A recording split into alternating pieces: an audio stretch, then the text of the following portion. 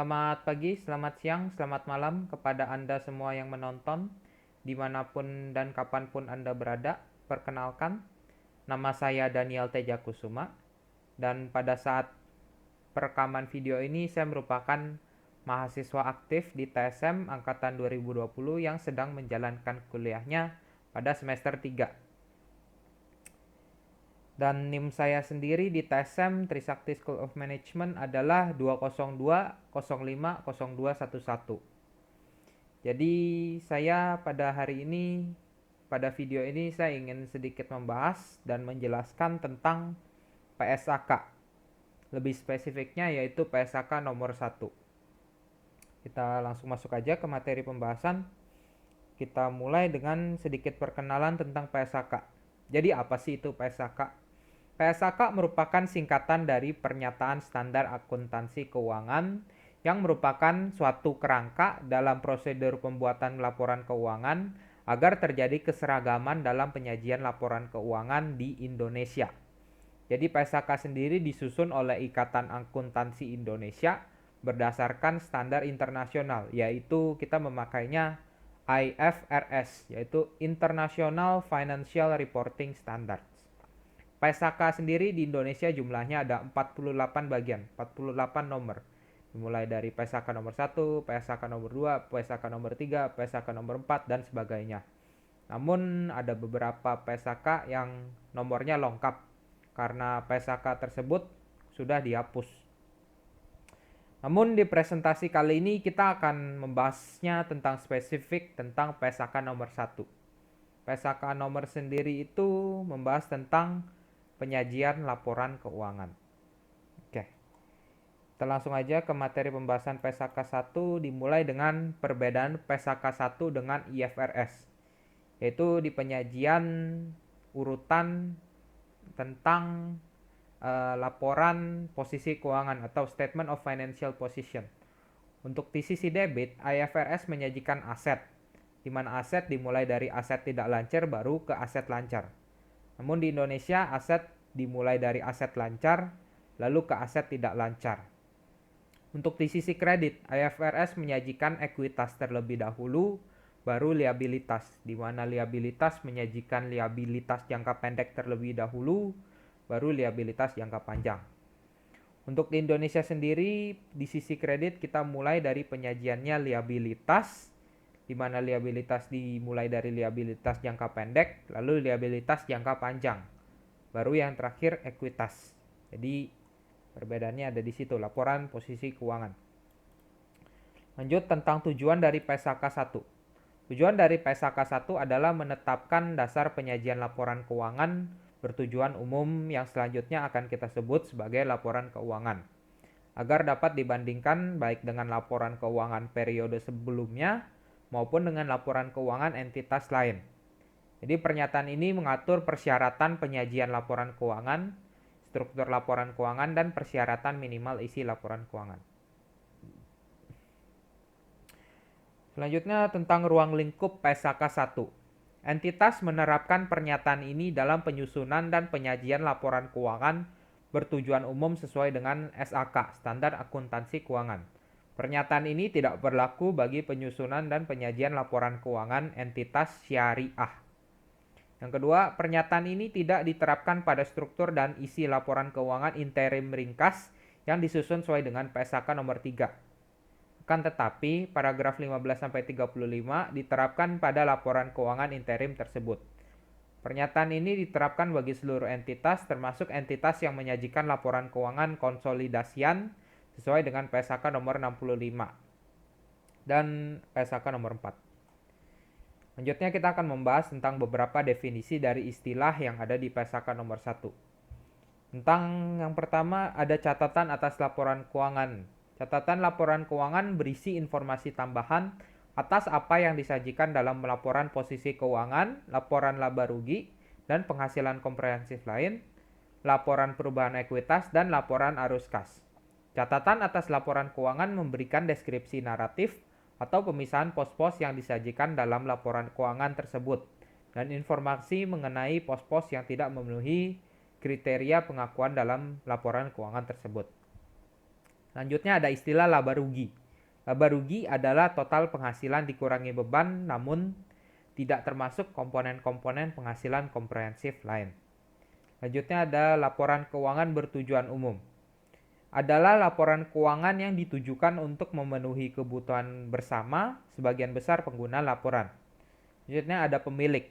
Pemilik adalah pemegang instrumen yang diklasifikasikan sebagai ekuitas.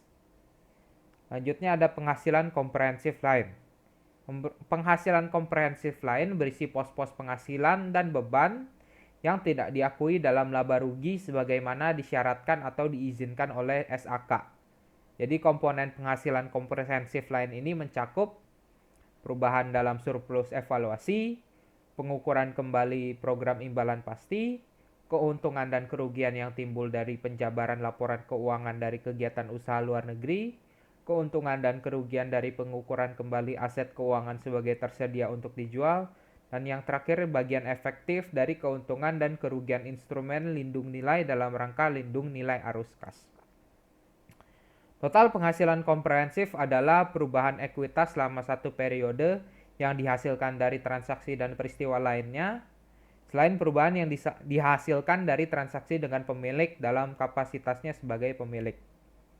Total penghasilan komprehensif sendiri terdiri dari komponen laba rugi dan penghasilan komprehensif lain. Selanjutnya kita akan membahas tentang laporan keuangan, dimulai dari tujuan laporan keuangan, yaitu suatu penyajian terstruktur dari posisi keuangan dan kinerja keuangan suatu entitas, di mana tujuan laporan keuangan adalah untuk memberikan informasi mengenai posisi keuangan, kinerja keuangan, dan arus kas entitas yang bermanfaat bagi sebagian besar pengguna laporan keuangan dalam pembuatan keputusan ekonomi.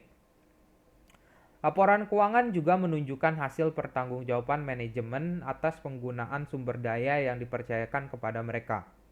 Dalam rangka mencapai tujuan tersebut, laporan keuangan menyajikan informasi mengenai entitas yang meliputi aset, liabilitas, ekuitas, penghasilan dan beban, termasuk keuntungan dan kerugiannya, kontribusi dari dan distribusi kepada pemilik dalam kapasitasnya sebagai pemilik, dan arus kas. Dan yang terakhir ada arus kas, Informasi tersebut beserta informasi lain yang terdapat dalam catatan atas laporan keuangan membantu pengguna laporan keuangan dalam memprediksi arus kas masa depan entitas dan khususnya dalam hal waktu dan kepastian diperolehnya kas dan setara kas. Komponen laporan keuangan lengkap terdiri dari laporan posisi keuangan pada akhir periode, laporan laba rugi dan penghasilan komprehensif lain selama periode, laporan perubahan ekuitas selama periode, laporan arus kas selama periode, catatan atas laporan keuangan yang berisi ringkasan kebijakan akuntansi yang signifikan dan informasi penjelasan lain, informasi komparatif mengenai periode terdekat sebelumnya, dan yang terakhir laporan posisi keuangan pada awal periode terdekat sebelumnya ketika entitas menerapkan suatu kebijakan akuntansi secara retrospektif atau membuat penyajian kembali pos-pos laporan keuangan atau ketika entitas mereklasifikasi pos-pos dalam laporan keuangannya. Entitas dapat menyajikan suatu laporan tunggal untuk laba rugi dan penghasilan komprehensif lain, dengan laba rugi dan penghasilan komprehensif lain disajikan dalam dua bagian. Bagian tersebut disajikan bersama dengan bagian laba rugi disajikan terlebih dahulu, diikuti secara langsung dengan bagian penghasilan komprehensif lain, atau entitas dapat menyajikan bagian laba rugi dalam suatu laporan laba rugi tersendiri. Jika sedemikian, laporan laba rugi tersendiri tersebut akan langsung mendahului laporan yang menyajikan penghasilan komprehensif yang dimulai dengan laba atau rugi. Jadi maksudnya untuk Anda membuat laporan laba rugi dapat dibagi menjadi dua bagian atau satu bagian, di mana kalau jadi dua bagian terdiri dari laporan laba rugi dan laporan penghasilan komprehensif lain, atau jika satu bagian dinamakan laporan laba rugi komprehensif. Selanjutnya, karakteristik umum dari laporan keuangan. Yang pertama, penyajian secara wajar dan kepatuhan terhadap SAK, standar akuntansi keuangan. Laporan keuangan menyajikan secara wajar posisi keuangan, kinerja keuangan, dan arus kas entitas. Penyajian yang wajar mensyaratkan penyajian secara jujur, dampak dari transaksi, peristiwa lain, dan kondisi sesuai dengan definisi dan kriteria pengakuan aset, liabilitas, penghasilan, dan beban yang diatur dalam kerangka dasar penyusunan dan penyajian laporan keuangan. Penerapan SAK dengan pengungkapan tambahan jika dibutuhkan dianggap menghasilkan penyajian laporan keuangan secara wajar. Entitas yang laporan keuangannya telah patuh terhadap SAK membuat pernyataan secara eksplisit dan tanpa kecuali tentang kepatuhan terhadap SAK dalam catatan atas laporan keuangan. Entitas tidak dapat mendeskripsikan bahwa laporan keuangan telah patuh terhadap SAK kecuali laporan keuangan tersebut telah patuh terhadap seluruh persyaratan dalam SAK. Yang kedua, tentang kelangsungan usaha. Jadi dalam menyusun laporan keuangan, manajemen membuat penilaian tentang kemampuan entitas untuk mempertahankan kelangsungan usaha. Entitas menyusun laporan keuangan berdasarkan asumsi kelangsungan usaha, kecuali manajemen memiliki intensi untuk melikuidasi entitas atau menghentikan perdagangan, atau tidak memiliki alternatif lain yang realistis selain melakukannya. Jika manajemen menyadari mengenai adanya ketidakpastian yang material sehubungan dengan peristiwa atau kondisi yang dapat menimbulkan keraguan yang signifikan tentang kemampuan entitas untuk mempertahankan kelangsungan usaha, maka entitas mengungkapkan ketidakpastian tersebut. Jika entitas menyusun laporan keuangan tidak berdasarkan asumsi kelangsungan usaha, maka entitas mengungkapkan fakta tersebut bersama dengan dasar yang digunakan dalam penyusunan laporan keuangan dan alasan mengapa entitas tidak dipertimbangkan sebagai entitas yang dapat menggunakan asumsi kelangsungan usaha. Lanjut, masih di karakteristik umum, yaitu tentang dasar akrual. Jadi entitas menyusun laporan keuangan atas dasar akrual kecuali laporan arus kas. Jadi untuk laporan laba rugi, laporan posisi keuangan, dan laporan perubahan kas itu harus didasarkan dasar akrual. Akrual sendiri di akuntansi ini berarti suatu basis akuntansi di mana transaksi ekonomi atau peristiwa akuntansi diakui, dicatat, dan disajikan dalam laporan keuangan berdasarkan pengaruh transaksi pada saat terjadinya transaksi tersebut tanpa memperhatikan waktu kas diterima atau dibayarkan. Lanjutnya masih di karakteristik umum laporan keuangan tentang frekuensi pelaporan. Entitas menyajikan laporan keuangan lengkap, termasuk informasi komparatif, setidaknya secara tahunan. Ketika akhir periode pelaporan entitas berubah dan laporan keuangan tahunan disajikan untuk periode yang lebih panjang atau lebih pendek daripada periode 1 tahun, maka sebagai tambahan terhadap periode cakupan laporan keuangan, entitas mengungkapkan yang pertama, alasan penggunaan periode pelaporan yang lebih panjang atau lebih pendek, dan fakta bahwa jumlah yang disajikan dalam laporan keuangan tidak dapat dibandingkan secara keseluruhan. Selanjutnya tentang karakteristik umum laporan keuangan informasi komparatif. Entitas menyajikan informasi komparatif terkait dengan periode terdekat sebelumnya untuk seluruh jumlah yang dilaporkan dalam laporan keuangan periode berjalan, kecuali diizinkan atau disyaratkan lain oleh SAK. Informasi komparatif yang bersifat naratif dan deskriptif dari laporan keuangan periode sebelumnya diungkapkan jika relevan untuk pemahaman laporan keuangan periode berjalan. Entitas menyajikan minimal 2 laporan posisi keuangan, 2 laporan laba rugi dan penghasilan komprehensif lain, 2 laporan laba rugi terpisah jika disajikan, 2 laporan arus kas, dan 2 laporan perubahan ekuitas serta catatan atas laporan keuangan terkait. Jadi pada laporan keuangan kita di Indonesia sendiri, untuk suatu periode itu harus disajikan laporan keuangannya sendiri dan laporan keuangan periode sebelumnya untuk dibandingkan. Yang terakhir, karakteristik umum dari laporan keuangan tentang konsistensi penyajian. Penyajian dan klasifikasi pos-pos dalam laporan keuangan antar periode dilakukan secara konsisten, kecuali yang pertama, setelah terjadi perubahan yang signifikan terhadap sifat operasi entitas atau kajian ulang atas laporan keuangan. terlihat secara jelas bahwa penyajian atau pengklasifikasian yang lain akan lebih tepat untuk digunakan dengan mempertimbangkan kriteria untuk penentuan dan penerapan kebijakan akuntansi dan diatur dalam PSAK 25. Atau yang kedua, perubahan tersebut disyaratkan oleh suatu PSAK. Jadi sekian tentang karakteristik dari laporan keuangan. Selanjutnya kita akan membahas struktur dan isi dari laporan keuangan, dimulai dari identifikasi laporan keuangan. Entitas mengidentifikasi laporan keuangan secara jelas dan membedakannya dari informasi lain dalam dokumen publikasi yang sama. Entitas mengidentifikasi secara jelas setiap laporan keuangan dan catatan atas laporan keuangan. Sebagai tambahan, entitas menyajikan informasi berikut ini secara jelas dan mengulanginya jika dibutuhkan untuk informasi yang disajikan sehingga dapat dipahami, yaitu tentang nama entitas pelapor atau identitas lain, dan setiap perubahan atas informasi tersebut dari akhir periode terdekat pelaporan sebelumnya. Yang kedua, apakah laporan keuangan merupakan laporan keuangan satu entitas atau suatu kelompok entitas.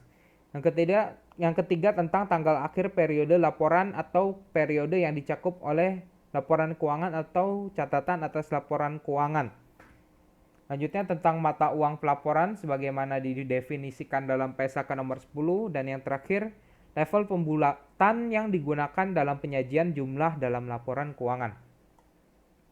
Lanjutnya isi dari laporan keuangan yaitu tentang laporan posisi keuangan.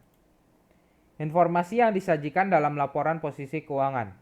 Jadi laporan posisi keuangan minimal mencakup penyajian jumlah pos-pos berikut: tentang aset tetap, properti investasi, aset tak berwujud, aset keuangan, investasi yang dicatat dengan menggunakan metode ekuitas, persediaan, piutang dagang dan piutang lain, kas dan setara kas, total aset yang diklasifikasikan sebagai aset yang dimiliki untuk dijual, dan aset yang termasuk dalam kelompok lepasan yang diklasifikasikan sebagai dimiliki untuk dijual sesuai dengan PSAK nomor 58. Selanjutnya tentang utang dagang dan utang lain, tentang provisi, yaitu ada provisi, ada liabilitas keuangan, liabilitas dan aset untuk pajak kini sebagaimana didefinisikan dalam PSAK nomor 46, liabilitas dan aset pajak tangguhan sebagaimana didefinisikan dalam PSAK 46 juga, liabilitas yang termasuk dalam kelompok lepasan yang diklasifikasikan sebagai dimiliki untuk dijual sesuai dengan PSAK nomor 58, kepentingan non pengendali disajikan dalam sebagai bagian dari ekuitas, dan yang terakhir modal saham dan cadangan yang dapat diatribusikan kepada pemilik entitas induk. Nah, yang saya sebutkan tadi merupakan minimal pos-pos yang ada dalam laporan posisi keuangan. Selanjutnya, entitas menyajikan pos-pos tambahan judul dan subtotal dalam laporan posisi keuangan jika penyajian tersebut relevan untuk pemahaman posisi keuangan entitas. Ketika entitas menyajikan aset lancar dan tidak lancar, dan liabilitas jangka pendek dan jangka panjang sebagai klasifikasi tersendiri dalam laporan posisi keuangan, maka pajak tangguhan liabilitas tidak diklasifikasikan sebagai liabilitas jangka pendek. Pembedaan aset lancar dan tidak lancar serta liabilitas jangka pendek dan jangka panjang. Entitas menyajikan aset lancar dan tidak lancar serta liabilitas jangka pendek dan jangka panjang sebagai klasifikasi tersendiri dalam laporan keuangan, kecuali penyajian berdasarkan likuiditas menyediakan informasi yang lebih relevan dan dapat diandalkan. Jika pengecualian tersebut diterapkan, maka entitas menyajikan seluruh aset dan liabilitas menurut urutan likuiditas. Jadi di laporan posisi keuangan ini entitas harus menyajikan laporan keuangan dari aset lancar dan tidak lancar, serta liabilitas jangka pendek dan jangka panjang. Tapi kalau entitas memiliki pengecualian, maka nggak usah dilakukan klasifikasi seperti itu, namun dilakukannya secara likuiditas. Apapun metode penyajian yang digunakan, entitas mengungkapkan jumlah yang diperkirakan dapat dipulihkan atau diselesaikan setelah lebih dari 12 bulan untuk setiap pos aset dan liabilitas yang menggabungkan jumlah yang diperkirakan akan dipulihkan atau diselesaikan saat yang pertama tidak lebih dari 12 bulan setelah periode pelaporan dan lebih dari 12 bulan setelah periode pelaporan. Sekarang kita akan membahas tentang aset lancar, masih di laporan posisi keuangan. Entitas mengklasifikasikan aset sebagai aset lancar jika yang pertama, entitas memperkirakan akan merealisasikan aset atau memiliki intensi untuk menjual atau menggunakannya dalam siklus operasi normal. Yang kedua, entitas memiliki aset untuk tujuan diperdagangkan. Yang ketiga, jika entitas memperkirakan akan merealisasi aset tersebut dalam jangka waktu 12 bulan setelah periode pelaporan. Dan yang terakhir adalah aset merupakan kas atau setara kas, kecuali aset tersebut dibatasi pertukaran atau penggunaannya untuk menyelesaikan liabilitas sekurang-kurangnya 12 bulan setelah periode pelaporan. Entitas mengklasifikasikan aset yang tidak termasuk kategori yang barusan saya sebut sebagai aset tidak lancar. Lanjutnya masih di laporan posisi keuangan, yaitu tentang liabilitas jangka pendek. Entitas akan mengklasifikasikan liabilitas sebagai liabilitas jangka pendek jika entitas memperkirakan akan menyelesaikan liabilitas tersebut dalam siklus operasi normal. Yang kedua, jika entitas memiliki liabilitas tersebut untuk tujuan diperdagangkan. Yang ketiga, liabilitas tersebut jatuh tempo untuk diselesaikan dalam jangka waktu 12 bulan setelah periode pelaporan. Dan yang terakhir, entitas tidak memiliki hak tanpa syarat untuk menangguhkan penyelesaian liabilitas selama sekurang-kurangnya 12 bulan setelah periode pelaporan. Entitas mengklasifikasi liabilitas yang tidak termasuk kategori yang baru saya sebut sebagai liabilitas jangka panjang. Lanjutnya masih di laporan posisi keuangan, yaitu tentang informasi yang disajikan dalam laporan posisi keuangan atau catatan atas laporan keuangan. Entitas mengungkapkan hal-hal berikut dalam laporan posisi keuangan atau laporan perubahan ekuitas atau catatan atas laporan keuangan. Setiap jenis modal saham yang terdiri dari jumlah saham modal dasar, jumlah saham yang diterbitkan dan disetor penuh dan yang diterbitkan tetapi tidak disetor penuh, nilai nominal saham atau nilai dari saham yang tidak memiliki nilai nominal, rekonsiliasi jumlah saham yang beredar pada awal dan akhir periode, hak keistimewaan dan pembatasan yang melekat pada setiap kelas saham, termasuk pembatasan atas dividen dan pelunasan atas modal, saham entitas yang dimiliki oleh entitas itu sendiri atau oleh entitas anak dan entitas asosiasi, dan yang terakhir saham yang dicadangkan untuk penerbitan dengan hak opsi dan kontrak penjualan saham termasuk jumlah dan persyaratan. Dan yang kedua tentang deskripsi mengenai sifat dan tujuan setiap pos cadangan dalam ekuitas. Entitas yang modalnya tidak terbagi dalam saham seperti persekutuan atau unit perwalian mengungkapkan informasi yang setara yang memperlihatkan perubahan selama suatu periode dari setiap kategori kepentingan ekuitas serta hak keistimewaan dan pembatasan yang melekat pada setiap jenis kepentingan ekuitas. Nah, itu pembahasan tentang laporan posisi keuangan. Selanjutnya saya akan membahas tentang laporan laba rugi dan penghasilan komprehensif lain. Laporan laba rugi dan penghasilan komprehensif lain menyajikan sebagai tambahan atas bagian laba rugi dan penghasilan komprehensif lain tentang laba ruginya, total penghasilan komprehensif lain, dan penghasilan komprehensif untuk periode berjalan, yaitu total laba rugi dan penghasilan komprehensif lain. Jika entitas menyajikan laporan laba rugi tersendiri, maka entitas tidak menyajikan bagian laba rugi dalam laporan yang menyajikan penghasilan komprehensif lain. Entitas menyajikan pos-pos berikut sebagai tambahan atau atas bagian laba rugi dan penghasilan komprehensif lain sebagai alokasi dari laba rugi dan penghasilan komprehensif lain untuk periode berjalan. Laba rugi untuk periode yang dapat diatribusikan kepada kepentingan non-pengendali dan pemilik entitas induk, dan penghasilan komprehensif untuk periode yang dapat diatribusikan kepada kepentingan non-pengendali dan pemilik entitas induk. Lanjutnya saya akan membahas informasi yang disajikan dalam bagian laba rugi atau laporan laba rugi.